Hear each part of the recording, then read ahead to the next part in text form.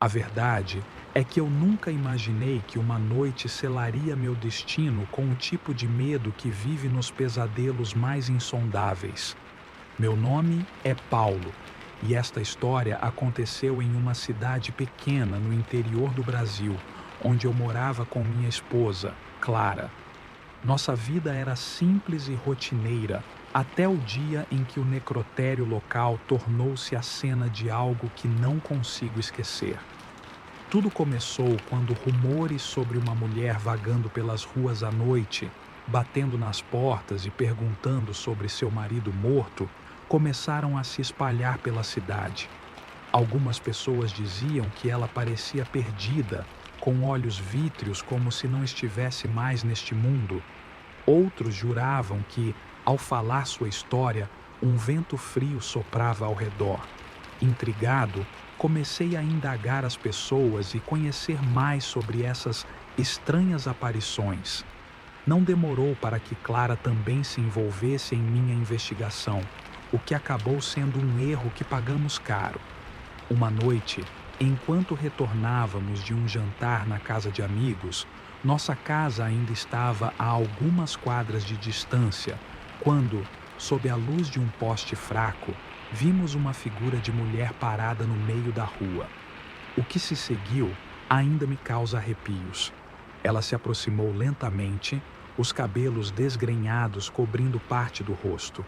Clara, sempre destemida, perguntou se ela precisava de ajuda. A mulher, sem desviar os olhos com um sorriso estranho, respondeu: "Procuro meu marido. Eu estive no necrotério, mas ele não quer vir comigo."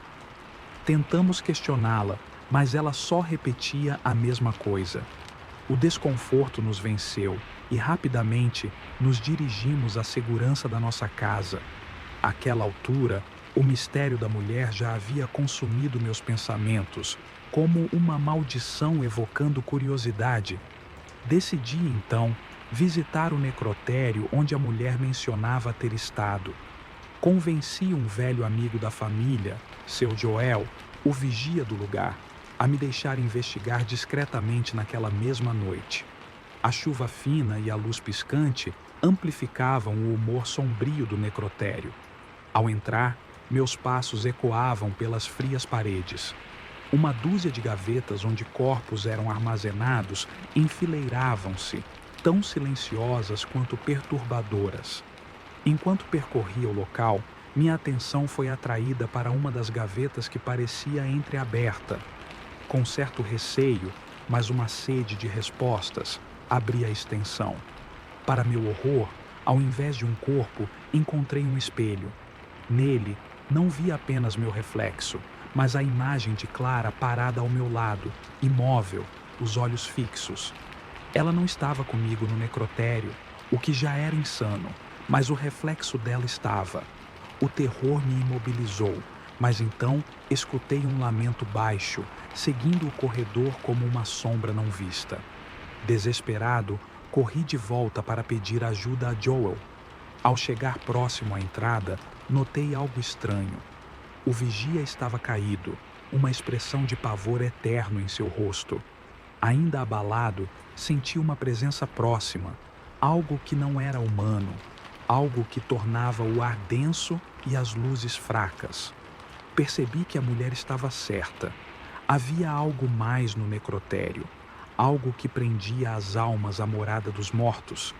Num último esforço desesperado, me voltei ao espelho ainda na gaveta.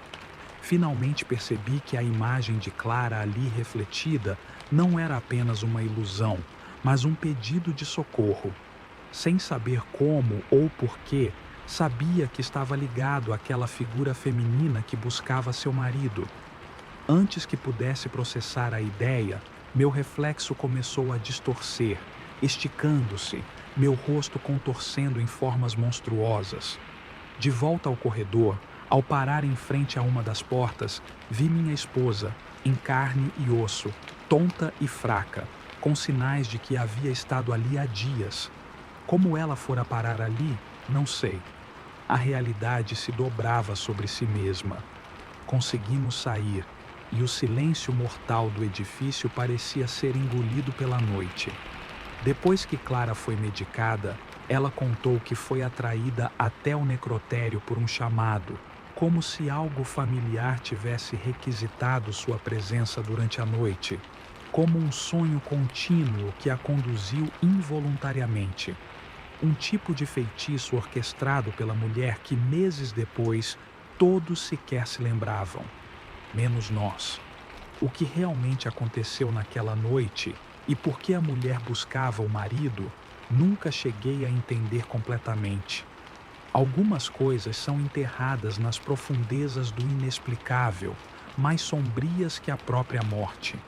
Contudo, toda vez que passo naquele antigo necrotério, ainda sinto o arrepio me percorrer a espinha, sabendo que o terror que lá residia nos observava atentamente, esperando outra chance de escapar, ou nos puxar de volta. Sempre achei que trabalhar com a morte era algo estranho, mas me senti compelido quando soube do concurso para vigilante noturno em um antigo hospital no interior de Minas Gerais. O hospital, localizado no alto de uma montanha rodeada por mata nativa, tinha uma certa fama. Histórias de assombrações corriam soltas, sussurradas pelos corredores desgastados. Mas eu não acreditava em fantasmas. Minha única motivação era o salário razoável e a tranquilidade prometida de velar por almas quietas. Meu turno começava às 11 da noite e terminava com o cantar dos galos. Logo nos primeiros dias, percebi que o lugar, embora assustador por natureza, era íntimo. Os corredores frios eram meus companheiros e as lâmpadas tremulantes eram familiaridades que não me abalavam. Ao longo dos meses, ouvi diversas histórias sobre a enfermeira que nunca partiu. Alguns colegas diziam tê-la visto vagando pelo necrotério, mas desaparecendo rapidamente quando abordada.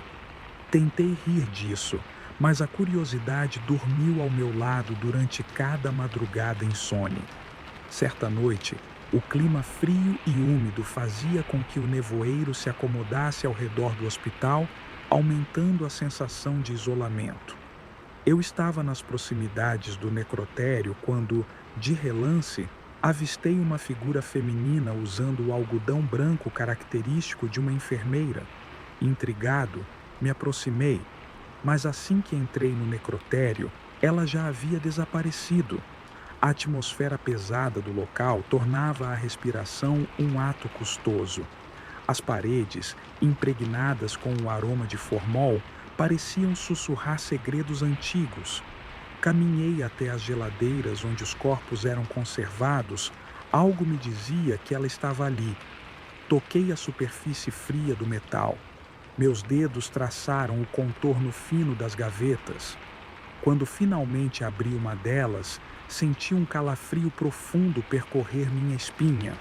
O corpo que ali jazia tinha o rosto da enfermeira que acabara de ver. Afastei-me, lutando contra o pânico que ameaçava me dominar. Reconheci o rosto da fotografia no quadro de avisos, uma mulher que, segundo as anotações, havia trabalhado ali nos anos 50 e, misteriosamente, desaparecera. Tudo no hospital parecia devorar qualquer resquício de realidade lógica. Eu sabia que precisava fazer algo para confrontar esse temor, ou ele me consumiria. Nas noites seguintes, meus pensamentos estavam cravados na enfermeira. Comecei a investigar, conversando com funcionários antigos, mas as respostas vinham sempre mascaradas de mistério. Todos falavam dela como se ainda estivesse viva, sem nunca deixarem claro se acreditavam ou não no que diziam. Foi numa madrugada, quando o vento assobiava pelas frestas das janelas quebradas, que a visão tornou-se clara. Lá estava ela no corredor, com um olhar que me tranquilizava e ao mesmo tempo congelava o sangue. Decidi segui-la, prometendo a mim mesmo que não desviaria o olhar. Ela se movia com graça, flutuando entre as sombras, até parar na porta do necrotério novamente. O coração, quase rompendo as costelas, a seguia até dentro. A escuridão pairava densa, parecendo palpável. Quando ela finalmente se voltou para mim, seus olhos não tinham vida, mas seu rosto era um pedido de ajuda. Então, um impulso inexplicável me derrubou, me ajoelhando perante uma visão. De repente, estava de volta à década de 50, uma cena do passado tomando forma. A enfermeira estava ali, viva e preocupada com os pacientes em um surto que assolava o hospital. A última coisa que vi foi o barulho de uma porta trancando e a imagem dela trancada no necrotério, deixada para morrer. O horror estampava seu rosto e então tudo se desfez. Voltei a mim ofegante no chão frio do necrotério, minhas mãos ainda tocavam o metal. Consegui me levantar, sacudindo a cabeça para afastar aquela impressão. A história não fazia sentido, mas o que eu havia presenciado parecia aterrorizantemente real. Passei o restante do turno sentado, tremendo, tentando assimilar se era uma alucinação ou se o hospital de fato guardava segredos terríveis. Na manhã seguinte, pedi demissão. Não podia mais passar noites naquele prédio, ciente de que ele guardava mais do que apenas corpos. Mesmo longe do hospital, suas histórias me assombram. Ainda me vejo revirando recordes antigos, ávido por detalhes que possam explicar o desaparecimento da enfermeira, ou talvez meu próprio estado mental. Enquanto escrevo estas palavras, sinto um calafrio acariciar meu pescoço, como se a presença dela ainda sussurrasse verdades inomináveis, me lembrando que deixar o passado descansar é um luxo que poucos conseguem. Eu sou Jaime, e o que eu vou contar é uma história que jamais esqueci e que me persegue até hoje. Trabalho há 15 anos como vigilante noturno no Instituto Médico Legal de uma cidade no interior de Minas Gerais. A vida rotineira dos corredores silenciosos e frios sempre me trouxe uma estranha sensação de conforto, até o dia em que tudo mudou. Não era um dia comum. Diziam que ventos estranhos percorriam a cidade e muitos afirmavam ter visto uma figura escura vagando pelas ruas. Pessoas falavam sobre uma assombração que aparecia para aqueles que traziam com eles a culpa no coração. Eu nunca fui de acreditar nessas coisas, mas naquele dia a escuridão parecia se mover de forma diferente. Durante meu turno, por volta das 2 da manhã, senti uma brisa gelada passar de repente. Era comum aquele frio sobressaltar os que passavam pela minha sala de vigilância, mas dessa vez foi diferente. Era um arrepio que começava na espinha e se espalhava para os dedos das mãos e dos pés. Resolvi dar uma volta pelos corredores para espantar aquela sensação desconfortável. Ao caminhar pelos corredores do necrotério, tudo parecia em ordem até que cheguei perto da sala de autópsias. A porta, que sempre estava trancada, estava entreaberta. De imediato, meu coração disparou enquanto uma névoa fraca parecia emanar de lá. Entrei, ofegante de espanto, e para meu desespero, percebi que uma das gavetas de aço estava vazia. Era o corpo de Antônio, um homem que havia sido trazido naquela tarde em decorrência de um crime brutal. Acusavam seu sócio e melhor amigo, Davi, de ser o assassino. Davi, esse nome ecoava na minha mente com uma força quase sobrenatural. O inexplicável estava ali. Um corpo simplesmente não desaparecia assim. Tentei ligar para o superior, mas o telefone só dava sinal de ocupado. Enquanto retornava à minha sala, uma luz fraca piscou ao fim do corredor, e então ouvi passos. Passos arrastados e firmes que não pareciam humanos. Tive a impressão de ver uma sombra passar por uma fresta, subitamente mais fria que o ar pesado ao meu redor. Segui os passos que me conduziam para o lado mais afastado do necrotério, uma ala que não era usada há anos e caía lentamente em ruínas. Ao me aproximar, ouvi um sussurro tênue, quase um lamento. À medida que me aproximava, o som se tornava mais claro. Davi, por que você fez isso comigo? Meus olhos e mente teimavam em não crer naquilo que ouvia. E ali estava Antônio, ou pelo menos algo que lembrava sua forma. O rosto estava pálido, os olhos, fundos e negros, que pareciam observar com uma acusação gelada.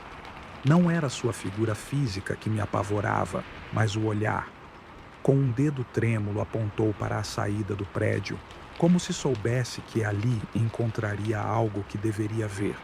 Tomei coragem, caminhei na direção apontada. Lá fora, no estacionamento, vi alguém de costas. Ao me aproximar, reconheci Davi. Ele estava lá, pálido, espiando freneticamente ao redor. Antes que pudesse alcançar o portão, trocamos olhares e um medo inconfundível brilhou em seu rosto. A figura de Antônio voltou, pairando de forma espectral atrás de Davi. Senti a quietude da noite ser rasgada por um grito ensurdecedor. Davi caiu de joelhos, os olhos arregalados em desespero, enquanto uma mão etérea parecia apertar sua alma. Palavras de súplica se embaralhavam em seus lábios, enquanto a figura encapsulava toda a dor e traição nunca antes presenciada por mim, um espectador impotente. Subitamente, as luzes das ruas piscavam violentamente, espantando sombras dançantes pelo chão. Pisquei e tudo desapareceu. A luz do necrotério queimava com intensidade nas paredes deterioradas. Não sabia o que era verdade, mas sabia que aquilo não era um pesadelo.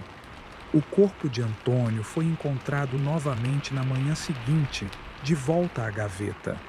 Davi desapareceu naquela noite e não foi visto desde então. Rumores dizem que ele fugiu, tomado pelo pavor, buscando escapar de uma presença que jamais o deixaria. Outros sussurram que entrou na mata próxima à cidade, enlouquecido, tentando encontrar paz. E eu? Eu continuo aqui, ciente de que há forças invisíveis além de nossa compreensão. No necrotério, os sussurros ainda ressoam nas paredes vazias.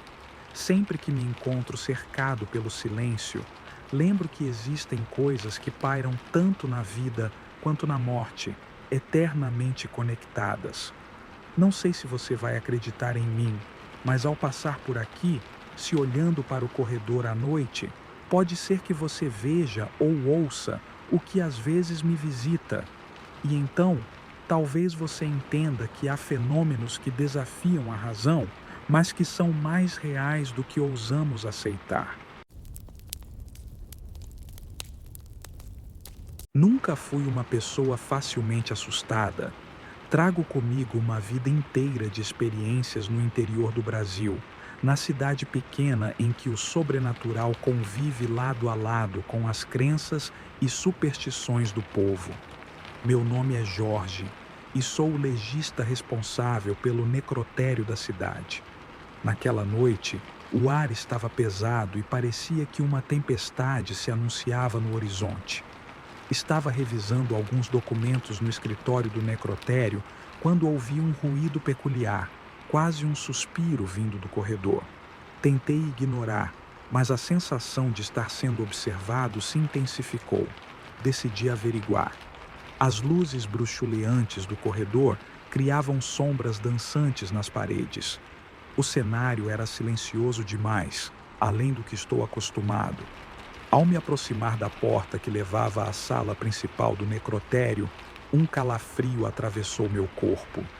Eu hesitei, com a mão trêmula no trinco, e senti o coração disparar. Empurrei a porta que rangeu como se há muito não fosse aberta. A sala estava fria, como sempre, para preservar os corpos até que fossem preparados para o velório. A rotina sempre foi igual, mas algo estava diferente. Minha atenção foi imediatamente capturada por pegadas molhadas que contrastavam com o piso de cerâmica clara. Começavam na porta que eu acabara de passar e seguiam até a mesa de autópsia principal, parando abruptamente ali. A umidade das pegadas parecia fresca e nenhuma outra porta havia sido aberta. O necrotério estava seguro, pois sempre fui meticuloso em mantê-lo trancado após certos incidentes no passado. Minha mente racional insistia para que eu encontrasse uma explicação lógica, mas o instinto dizia o contrário. Com a mão firme, mas a respiração pesada, aproximei-me da mesa. Os lembretes de metal frio sob meus dedos só aumentaram o desconforto. O silêncio crescia perturbador. O vento lá fora começava a uivar. Com cautela, comecei a inspecionar a mesa, à procura de algo que explicasse aquelas pegadas, e então, no canto do olho, vi um pequeno movimento. Uma das gavetas da mesa, onde guardo as ferramentas de autópsia, estava entreaberta. Adiantei-me e, ao abrir, meus olhos se depararam com alças de couro e algo que parecia como um jornal envelhecido, já em decomposição, com títulos de décadas passadas. O necrotério passou por várias reformas desde então, mas nunca vi algo assim em todo o tempo que trabalhei aqui. De repente, senti um forte golpe de ar quente, como uma respiração carregada que fez os papéis ao redor esvoaçarem. Voltei-me rápido, mas o ambiente estava como antes, solitário e vazio. Meu coração pulsava forte em minha garganta e a lógica começou a ceder ao medo. Retornei à gaveta e, sob a luz bruxuleante, vi algo ainda mais perturbador. Um nome escrito à mão em uma caligrafia já quase apagada, mas que conseguia reconhecer: o meu próprio nome. Era impossível. Meu nome não poderia estar ali, tão antigo. Algo estava profundamente errado. Enquanto eu tentava colocar ordem naquela situação, as luzes piscaram e um abafado som veio da entrada. Alguém ou algo se aproximava. Com os punhos cerrados, me virei.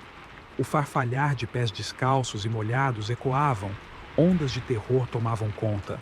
As portas de metal das câmaras mortuárias batiam suavemente, uma a uma, como se algo se libertasse. O tempo parecia desacelerar enquanto eu reunia coragem para encarar o necrotério. Ali, diante de mim, uma figura esguia, mais uma sombra que forma definida, repousava perto da mesa. O frio ao meu redor pareceu abrandar, enquanto a sombra mostrou ser de um homem, com traços que lembravam figuras históricas da cidade, pessoas que estudaram documentos. Seria um antigo legista? Uma vítima? Nos poucos segundos intermináveis, a entidade apenas indicou a mesa com sua mão espectral, antes de dissipar-se na escuridão. As luzes, por fim, estabilizaram-se, mas nada mais parecia comum. O ar, o cheiro, o sussurrar do vento, tudo tinha mudado. Recomposto, investiguei a mesa mais uma vez. Lá, junto aos instrumentos, repousava um velho diário que nunca havia visto. Ao abri-lo, fui recebido por um fato chocante. Descrevia eventos estranhos passados no necrotério, os quais supostamente eu teria testemunhado. Mas não me recordava daqueles eventos. Ou estavam bloqueados em minha memória? A história parecia mostrar ataques de entidades desconhecidas, legistas que desapareceram e sempre, as mesmas pegadas molhadas. A informação me atingiu como um raio. Talvez eu estivesse revivendo algo maldito, uma condenação. Claro, ao redor, tudo estava calmo novamente. No entanto, as pegadas continuavam úmidas como no início. Por fim, pude ouvir a chuva se dissipar lá fora. A noite passou em silêncio após isso, mas o mistério permaneceu. Nunca saberei o que realmente aconteceu. Mas, desde então, cada sussurro no vento me faz recordar aquelas pegadas e o que aquilo poderia significar sobre minha sanidade e o destino daqueles que ousam perturbar os mortos. Ainda trabalho ali e a gaveta permanece fechada junto com meus medos e incertezas. A cada noite, a escuridão e seus segredos me aguardam e sempre me pergunto: serei eu o próximo a marcar o chão com pegadas molhadas? Me chamo Raul e sou atendente no necrotério municipal de uma cidade pequena no interior de Minas Gerais. O trabalho aqui varia entre rotineiro e completamente inesperado. Somos uma equipe pequena, mas lidamos com o que muitos preferem manter longe de seus olhos. Expressões pálidas, frígidas e serenas. Para nós, é apenas mais um dia aguardando reclamações de parentes enlutados ou a identificação de corpos esquecidos. Porém, o que se desenrolou na última semana me deixou acordado a noite inteira. Chegou uma sexta-feira, um horário sempre mais silencioso. Aquela tarde, recebemos um corpo indigente. Não havia identificação ou pista que nos dissesse quem poderia ser. O homem, de pele clara e cabelos escuros, era mais um rosto anônimo dentre tantos que nossa cidade heterogênea abrigava. Eu não vi seu rosto com detalhes, apenas registrei o procedimento habitual. Na manhã seguinte, uma mulher apareceu no necrotério. Seu rosto pálido, emoldurado por cabelos negros, contrastava com seus olhos que, embora serenos, emanavam um desespero silencioso. Ela se apresentou como Luísa e disse que estava ali pelo irmão. Não havia como negar que aquela visita era intrigante, já que não houvera divulgação do novo corpo. Luísa entregou-me um pedaço de papel mal amassado com um número de telefone, dizendo ser do restante da família. Após alguns minutos de conversa tensa, ela pediu para ver o corpo. Quando levantei o lençol que cobria o rosto do indigente, enquanto tentava observar algum traço de reconhecimento no rosto da moça, uma onda fria percorreu minha espinha. Ao readequar meu olhar, os traços do homem à minha frente tomaram forma e algo dentro de mim foi tomado por um arrepio esmagador. O cadáver era a própria figura da mulher diante de mim, apenas na versão masculina. Luísa, ao invés de expressar surpresa, apenas sussurrou: "Vocês realmente o encontraram." À medida que o dia passava, pequenos eventos estranhos começaram a ocorrer. Certos registros sumiam ou voltavam preenchidos de forma completamente errada. Um estalo que constantemente ressoava pelos corredores vazios. Era como a marcha arrastada de alguém desgastando o chão. Outras vezes, uma risada distante, suave mas horrenda, que pairava como uma brisa mórbida, assombrava o local. Tentei entrar em contato com o telefone que Luísa deixara, mas a linha estava sempre inativa.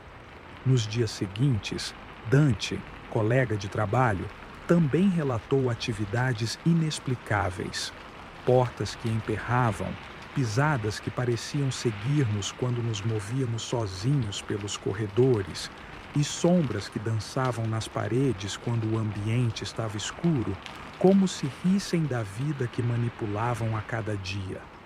Na quarta-feira, a aflição atingiu seu ápice. Um apagão mergulhou o necrotério numa escuridão gélida. Os geradores quicaram na terceira tentativa e suas faíscas lançaram sombras fugidias pelas paredes. Estávamos apenas Dante e eu naquele dia, e nos encontramos no coração do prédio, comprimidos em temor.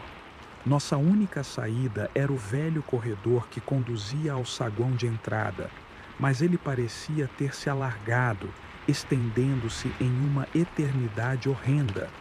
Enquanto caminhávamos pelo corredor, debruçados na tentativa vã de entender o cenário, a poeira nas paredes instalou-se em padrões macabros, rostos que se dissolviam antes que pudéssemos reconhecê-los, corpos incompletos que se perdiam à medida que nossos passos avançavam, uma dança de visões num ritmo que remexe com a razão. Chegamos ao fim da passagem, mas ao entrar no saguão, a figura de Luísa, aquela versão feminina erguendo-se do chão, esperava-nos. Sua presença, com um sorriso enigmático, irradiava uma certeza de que intentava algo que estava além de nosso entendimento.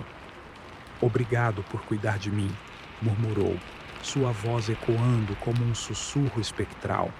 Naquele instante, as luzes foram restauradas. Luísa havia desaparecido, deixando para trás apenas um fragmento daquela mesma folha de papel, com o número intacto, agora enegrecido pela cinza, como queimado. Diante de nós, sob a claridade, o corpo do indigente não estava mais em sua gaveta. Ele se fora, evaporado como um sonho desagradável que nos cutucava a sanidade. Fiquei perplexo, um mistério macabro que não podia sequer começar a desvendar. Os dias passaram arrastados, trazendo consigo uma incerteza perene, e embora o telefone daquela família nunca atendesse, sempre que vejo Luísa ou seu irmão em minha mente, lembro-me do que ela disse.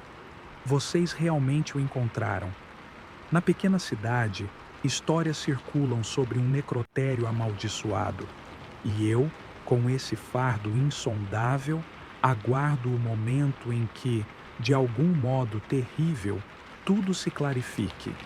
Porque, ao contrário do que muitos pensam, o verdadeiro horror não está na morte, mas no que ela pode revelar.